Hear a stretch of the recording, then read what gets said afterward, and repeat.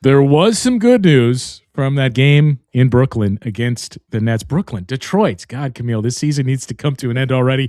Jericho Sims. We discuss his latest performance coming up after this on Locked On Bucks.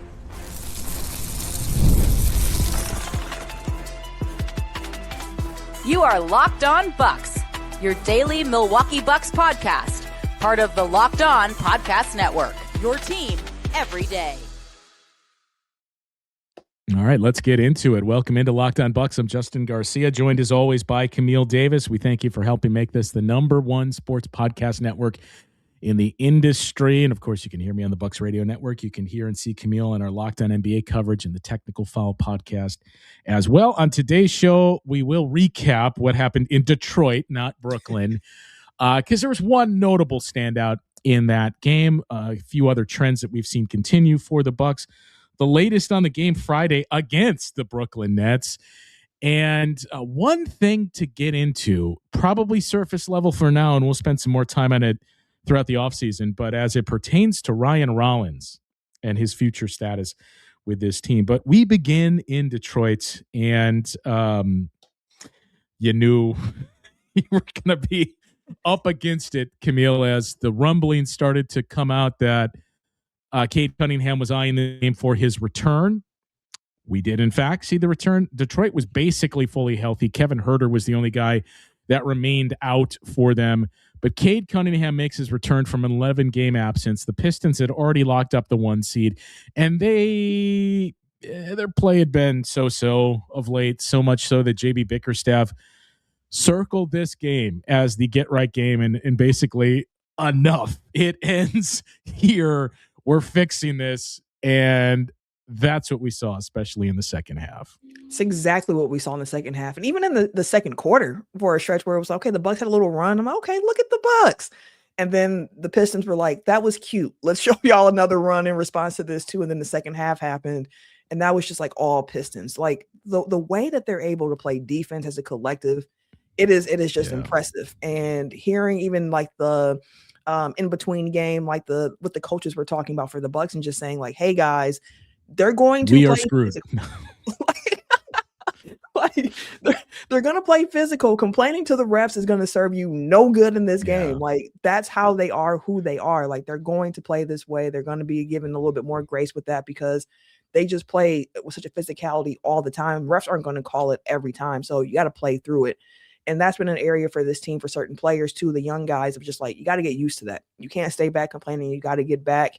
And Detroit, again, showed why they're the #1 seed in the East this year. It was just a very dominant performance from them. But on the Bucks side of things, Jericho Sims, that was the bright spot in this game. His playmaking has been flashing over the last month or so, but seeing him have a career high in assists in the first half alone was like, oh, back-to-back games, yeah, it was like, oh, Jericho is developing aspects to his game that I did not expect. And seeing them get developed in real time has me rethinking about what Jericho Sims' fit could be for this team going forward. Yeah, he had the 6 assists against the Nets, which was a career high, and to your point, 7 in the first half.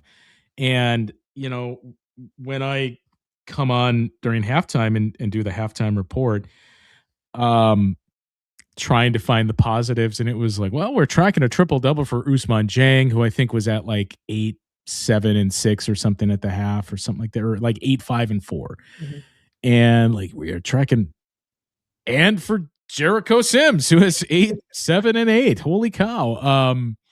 You could see too the moment when he was pulled from the game. I don't know if he knew he got it. Doc said afterwards that we drew up the play for Cormac Ryan basically to be the guy to get the layup and on the assist. To get him his 10th. But I don't know if Jericho actually knew, because the reaction that he was getting from his teammates, where it seemed like Bobby was the first one that told him, hey, man, you just got a triple-double. And you could see Jericho kind of like, really? Oh, okay. And then Miles embraced him and everyone else. But you mentioned what he's added. I mean, the #1 thing that stands out, too, is how many times, and this is, again, one of those cases of where, you know, maybe Doc is onto something with the whole silver lining thing, because they have been down ball handlers and point guards, and we've seen Jericho like comfortable-ish. We're like, okay, I'll take the ball. I can do a little dribble handoff here or something. But with the players in and out of the lineup, and especially like KPJ and Rollins, and I know Rollins played last night, we have seen more and more of Jericho Sims just grab and go and getting the rebound and pushing it. And there was that one play in the game yesterday against the Pistons too, where not only did he grab and go, he attacked Jalen Duren and ended up drawing the foul. So it seems like he has grown much, much more confidence and gotten much more comfortable in doing things like that of like, let's just start the offense. I'm not the point guard, but I'm going to get the ball across midcourt. So we're not like, oh, here's 18 seconds, 17 seconds. We're right up against it here. Let's just go. Let's just push the ball down the court, especially with a younger group here. That's going to be big for his impact and his growth. Doc has talked about his passing out of the short roll, and we've seen these assists, like 4 or 5 assist games pile up for him.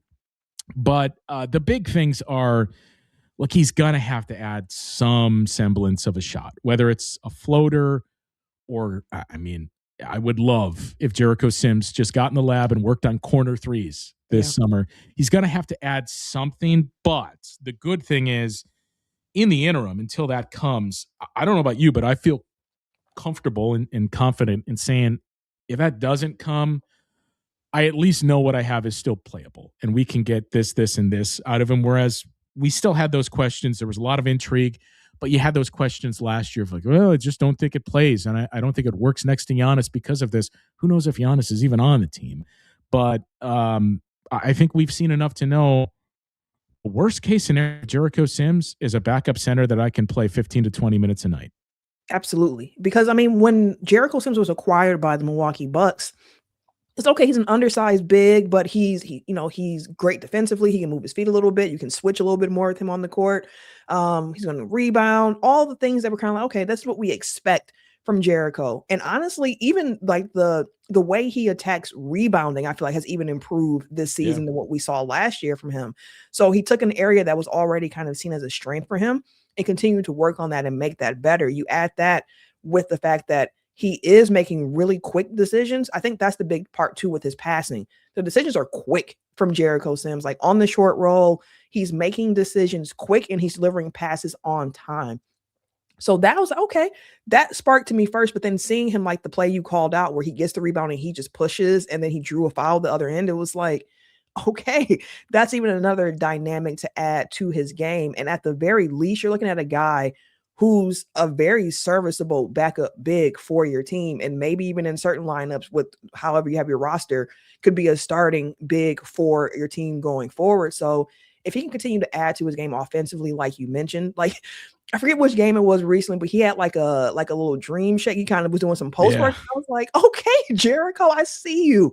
So just continuing to add to his game. If he can add a corner three into that over the summer too, even if it doesn't have to be crazy, just if we can get like a league average, hey, we just know if he's wide open, he can knock it down. Like early Grant Williams, where it was like, okay, Grant, we kind of, I know that gives bad memories to Bucks fans, but that's one that always sticks out to me of like Grant Williams is knocking down these corner threes and it changes the game for you. Yeah, I mean, I would even go as far as saying if the shot or if additional offense besides he is literally the run and dunk man, if that doesn't come, so be it. If he was a shot blocker, he's gotten some blocks this season, but he's not a rim protector. So he's got to add something in that regard. If he does, I mean, if he adds a corner three, I know we can't mention the name, but the old owner and president of World Wrestling Entertainment, the meme of him just, that's us if Jericho Sims adds the corner three over the summer here. Okay, so one home game is left for the Bucks. We had the Brooklyn Nets on the mind, and that is the team that comes to Milwaukee tomorrow night to take on the Bucks. And there's one question. That's it. One question about this game tomorrow. We'll see if we have the answer coming up after this. Wayday is here. If you've been thinking about upgrading your space, this is the time to do it. We're talking about some of the best deals of the year on furniture, decor, outdoor essentials, everything you need to refresh your home. During Way Day, Wayfair is offering up to 80% off with fast and free shipping on everything, making it easy to find pieces that fit your style and your budget. What you'll like best is the ease. You can filter by size, style, even price, so you don't waste time scrolling through endless pages. They have reviews and photos that help you feel confident in what you're buying. And Wayfair verified products are vetted by specialists, so you know everything you're getting is quality. Whether it's upgrading a room, adding outdoor pieces, or just finding something that ties your space together, it makes the whole process simple from start to finish. Way Day is the sale to shop the best deals in your home. We're talking up to 80% off with fast and free shipping on everything. Head to wayfair.com on April 25th through April 27th to shop Way Day. That is Wayfair, WAYFAIR.com. Wayfair, every style, every home. Nothing like being in an NBA arena. The crowd, the energy, the moments. Getting tickets, though, that part has always been simple. That's why Game Time has become the go-to app for scoring tickets fast without the hassle. It puts the advantage back where it belongs with the fans. You pull up the Game Time app, pick an upcoming NBA game, and you'll see tickets loaded within minutes. You even see the all-in pricing up front, so there's no surprise fees when you get to checkout. And you can see the view from your seats within the app before you make that buying decision. They offer zone deals where all you do is pick the section, Game Time chooses the seats, and you save big. You can even use this at last-minute times. NBA tickets showing up at solid prices. It all feels quick, intuitive, and stress-free from start to finish. So take the guesswork out of buying NBA tickets with Game Time. Download the Game Time app, create an account, and use the code LOCKEDON for $20 off your first purchase. That is code LOCKEDON for $20 off. Download the Game Time app today, and remember, it's gametime.co, not gametime.com. And if you head to the link that you find in the show notes of today's episode, you can sign up for the Everydayer Club. In that club, you get ad-free episodes of Locked On Bucks and access to the exclusive Discord server as well. We were just mentioning some of those perks off air for all the Everydayers. We're going to start to set up some monthly, I don't want to promote one service or another, but calls on video with Camille and I where we can get together as a community. It's your chance to ask us anything off the record if nobody records this as well. So if you have any pressing questions, we'll address them in those settings. But those perks and others, as we're working through as well in the Everydayer Club, you can sign up for it in the show notes of today's episode. So we mentioned there's one question that revolves around this game in Milwaukee against the Brooklyn Nets, and that's will he or won't he? Are we going to see Giannis Antetokounmpo in that game against the Nets? We once again saw Alex and Massis in that game in Detroit. And I'll say this, Camille. Alex Antetokounmpo has become quite a free throw merchant for the Bucks in his limited playing time. But all right, yes or no? And we can get into the details. But yes or no, does Giannis play tomorrow against Brooklyn? I think that he does. What gives me... I didn't say you think. Yes or no? Okay. I'm going to say yes. And here's the why. Here's the why. The investigation that the NBA is currently going through with the Milwaukee Bucks around, is he healthy enough to play? Is he not? I would assume that this is something that's wrapped up prior to the season ending, so that if they do find like, hey, he can play, he's able to actually play at some point during the season. Or we see him play tomorrow, and then it's we can drop the investigation. We're good with it. I was gonna say, or maybe I shouldn't feel that comfortable about it because that is going to be, solved before the season ends. Because when's the last time you heard anything about the investigation the NBA is doing into the Clippers? And that was months ago at this point. Not even a peep. Since All-Star break, have we heard anything about that investigation that's ongoing? In fairness to that, I'll say, because I've seen quite a bit of that too, of like, why is Shams wasting time on this? Why aren't you investigating what's going on with aspiration in the Clippers? Like, I mean, you know what? In a vacuum, I don't disagree with you, but here's the difference. Kawhi Leonard is not contacting the NBA and saying, they paid me under the table. You should probably come look at this. Unlike Giannis being like, investigate them. I don't know what's going on, but make sure you get to the bottom of it. But I do. And then even after the broadcast was ending last night against the Pistons, I know Marcus Johnson kind of was like, hey, maybe on Friday, we see a little something there that, we don't expect. So maybe it's happening. I'll just say there's a growing belief. I don't think I'm speaking out of school here, but there is a growing belief by men that I've talked to that probably going to happen. Doesn't mean it will, but I think without inside information, that's the sense from everybody that I have conversed with. And I mean, it's also Fan Appreciation Day at Fiserv Forum. We don't know what the summer entails. Like we heard John Horst say, we're going to do his best for a team, whether it's uncomfortable or not. And very uncomfortable would be, we still not going to play you regardless because we have this summer in store. We thought about it, but nothing's changed. Like, actually, we're not going to do this. No Disney story here on this court, but I do think that they will give him at least that one. It might be at minutes. I would expect a minutes restriction and all that other stuff, but at least the moment of the three of them sharing the court together. It's not a Disney story. It's a Ryan Murphy story that it then becomes like, holy, oh, wow, this got dark fast. Yeah. I think he plays. The real interesting question is, do you just let you play? I would presume if he does, it's probably not 30 minutes. He's just going to get out there and play. But the real question is, if that happens, who starts? Like, do we see the Lakers approach? I think would be the way to put it, where, I think you brought this up on an earlier show too. Like the Lakers handled it the right way. Like we can criticize and say, Bronny's not an NBA player and why would you waste a draft pick on him? And now he's not even playing with the G League and he just gets to hang out with his dad.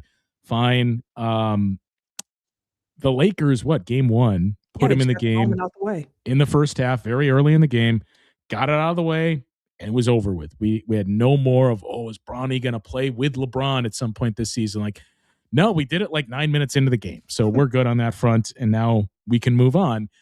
So I do wonder if we get that in terms of like, here's our starting lineup. It's the three Antetokounmpos in the front court, and then Ryan Rollins and Ousmane Dieng or something like that. And at the first time out, Alex and Thanasis leave. Like, okay, we got it out of our system, and we'll see these two later in the game. Giannis, maybe not so much. Yeah, I think that would be the way to go about it if they do have Giannis active for this game, because we know that's the big reason behind him wanting to come back and play. Like, I know the ESPN article called out he had Nike incentives for hitting a certain amount of games, but I don't think he's hurting for money. Yeah. Right. That part. And also, like, he's already missed the incentive. Like, there's no more incentive for that to be the reason behind it. Right now, it's really all about family. And if anyone knows anything about Giannis, we know that's thing number one for him is his family and being able to make those moments. So I do hope we get to see it.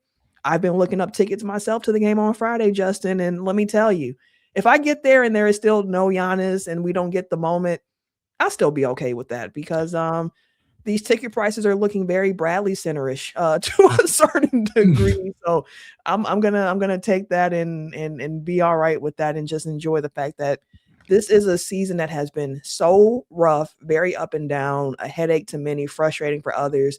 A big shout out to all the everydayers who continue to listen to us at the very least, even if they turned the games off or whatever along the way. Even if they turned against us. No, listen, I saw some comments where they wanted to turn against us, Justin, but a lot more that were appreciative and just thankful for the community that we have here. So the last home game of the year is always kind of like a fun experience because it's just so fan focused. So I think it'll be a great way to spend a Friday night, even if we don't get all three Antetokounmpos on the court, but I think we do. If you think those tickets are Bradley Center prices now, just wait until you use the code Locked On Game Time too to knock those things down even more. There's one other thing I do want to point out about Fan Appreciation Night tomorrow night against the Brooklyn Nets, and then we're probably going to get to this, if not tomorrow's show, at some point later on in the offseason. But there is one under-discussed story about the Bucks and one of their key players this season that we will touch on coming up after this. Workplace chaos, deadlines stacking up, your inbox is overflowing, and the one position you have to fill still sitting open. When the pressure's on and you need the right hire, this is a job for sponsored jobs. Indeed Sponsored Jobs helps you reach the people who actually fit what you're looking for. Skills, experience, location, so you're not just hoping the right candidate stumbles across your post. Here's the stat that says it all, though. In the minute I've been talking to you, companies like yours made 27 hires on Indeed, according to Indeed data worldwide. So if you're hiring, spend less time searching and more time interviewing candidates who check all your boxes with Indeed Sponsored Jobs. Less time searching, more time actually interviewing those qualified candidates means less stress, less time, and more results. When you need the right person to cut through the chaos, this is a job for Indeed Sponsored Jobs. And listeners will get a $75 sponsored job credit to help get your job the premium status it deserves at Indeed.com/podcast. Just go to Indeed.com/podcast right now and support our show by saying you heard about Indeed on this podcast. Indeed.com/podcast. Terms and conditions apply. Need to hire? This is a job for Indeed Sponsored Jobs. Financial stress is something a lot of people are carrying right now, and it's not just about numbers. It can affect your sleep, your relationships, and your overall mental health in ways that build up over time. The reality is, struggling with money doesn't mean you failed. Sometimes it just means you haven't had the right kind of support. It's something we all think about, especially this time of year, how easy it is to put pressure on yourself financially without really talking about it. The stress that comes with trying to figure everything out on your own, the expectations you feel to have everything together, and how that pressure can spill into other areas of your life. Well, therapy isn't about financial advice. It's about working through the stress, the anxiety, and the emotions that come with it. With over 30,000 licensed therapists and more than 6 million people served, BetterHelp makes it easier to get matched and start focusing on what you need. When life feels overwhelming, therapy can help. Sign up and get 10% off at BetterHelp.com/LockedOnNBA. That's BetterHelp, HELP.com/LockedOnNBA. And thanks to BetterHelp for sponsoring this episode. I do want to point out, too, for Fan Appreciation Night, remember last year? So I have two gripes. One gripe, really. But I love when the final game of the season is actually at home. It's been different in the past, granted, because we got more after the playoffs. Right. But now it's been weird. Remember when it was the norm that for at least a couple of years of Eastern Conference games are going to be at noon, Western Conference games are at 2:30.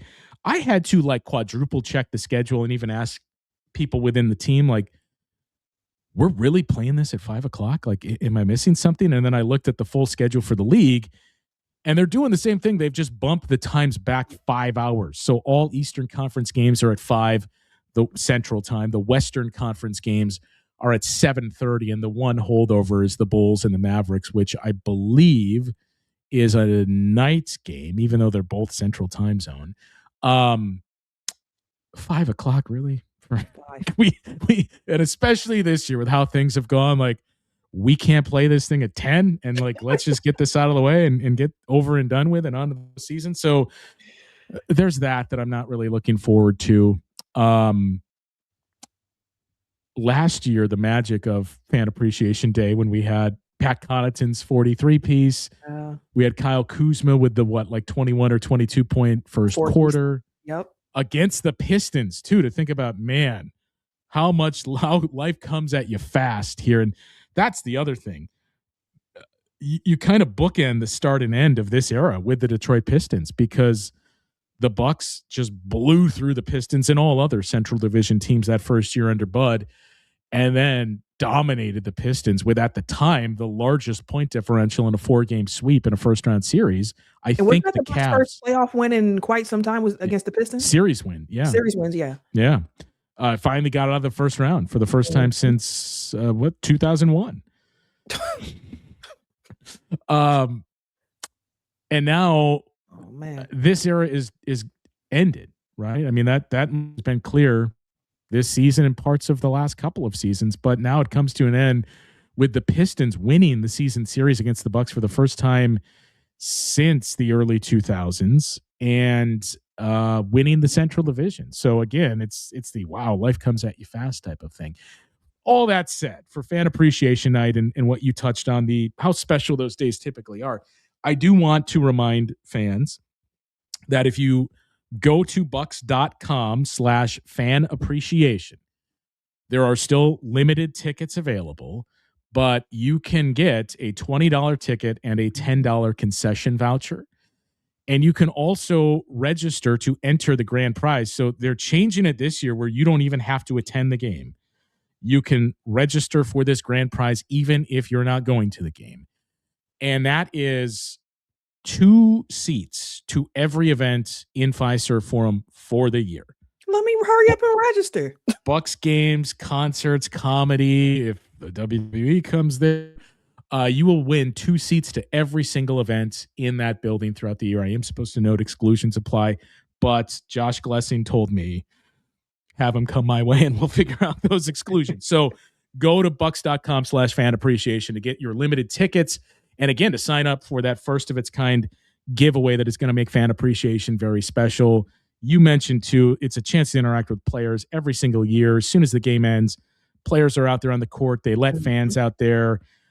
It's your chance to interact with them and get up close and personal to these guys in a very, very unique setting. So as disappointing as it's been, it's always one of those special days. Okay. We're going to get into the greater detail of this because it deserves some more time in its own setting. But I do want to point out, Ryan Rollins led the Bucks in scoring last night. And if we left this season and just said, who was the Bucks' best player this year, taking everything into account, like obviously the best player is Giannis, but if we take availability, who was the best guy, most consistent guy that the Bucks had throughout this season? It's a no-brainer that it's Ryan Rollins, right? Even with to think about some of the ups and downs that we saw midway through the season, a lot of that is look who's out there with Ryan Rollins. So he's been the bright, shining star for the team this season. And I think everybody has approached this offseason of saying, well, we know what we have in Rollins. Let's figure out Ousmane Dieng. Let's figure out Jericho Sims. We obviously have to figure out the Giannis situation. We could be bringing in the 10th pick or better. And we have, as John Horst said in the interview, we have tradable contracts. We have other firsts that we can trade. So we can continue to add to this. But we feel good about Ryan Rollins, maybe Giannis, others, but it starts with Ryan Rollins. Yes, it does. But there's one thing that we are not discussing that I think just kind of dawned on a lot of us. Ryan Rollins is under contract for 1 more season. Mm-hmm. That is it. A $4 million deal next season, a $4 million player option for the 27-28 season. That will be declined. I'm going to go ahead and tell you, he'll decline that. And here's where it gets a little bit tricky. They cannot extend him until 2 years from the date of signing that contract, which is sometime mid-July of 2027. Mm-hmm. His player option date to pick that up is in June of 2027. So he is going to hit the market. Now, that doesn't mean he's free and clear, right? Because I am sure the conversations, if they have not happened already, will already start to, or will take place next season of, we obviously value you. We paid to keep you here. We want you here. Here's what we're thinking. Let's see if we can come to a a verbal agreement on a contract here that you decline it. And then we feel good that weeks later we will announce that Ryan Rollins has signed an extension. But, you know, we have talked about what is the market actually for Kevin Porter Jr. With Ryan Rollins.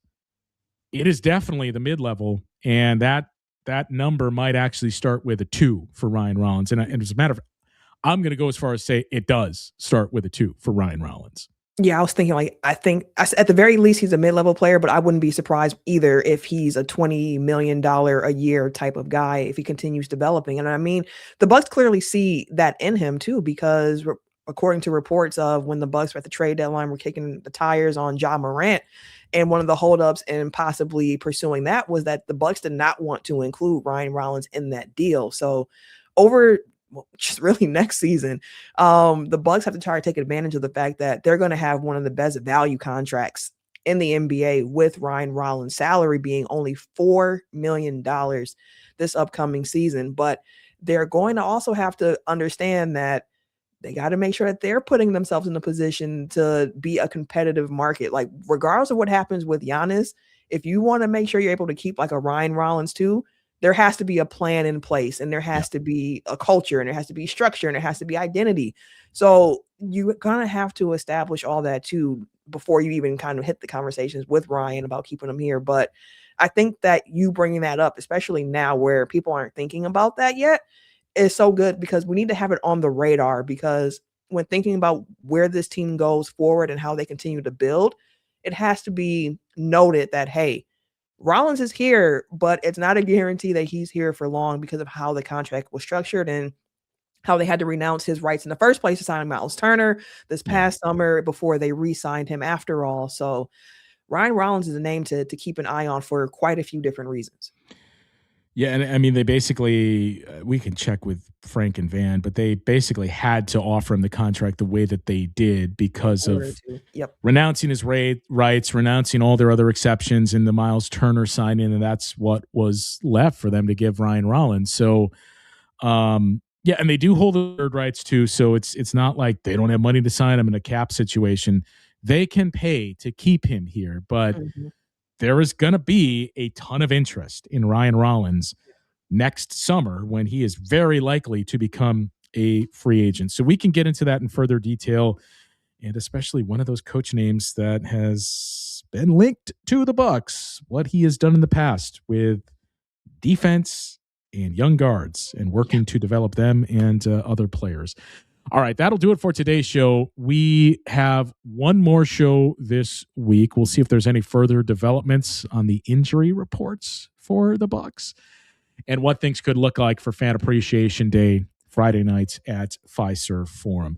As a reminder, if you have not yet, you can sign up for the Everydayer Club. You get ad-free episodes of the show, access to the Discord as well, and some of those unique opportunities to get into the show, if you will, in a more personal setting with Camille and I and the rest of the Everydayers as a part of Locked On Bucks, coming your way here momentarily. Find the link to sign up for that in the show notes of today's episode. For those of you on video, we send you to the first ever 24/7 national NBA YouTube channel. On audio, make sure you make it your second listen, NBA Game Night on Locked On NBA. For Camille, I'm Justin. We'll talk with you once again tomorrow on Locked On Bucks.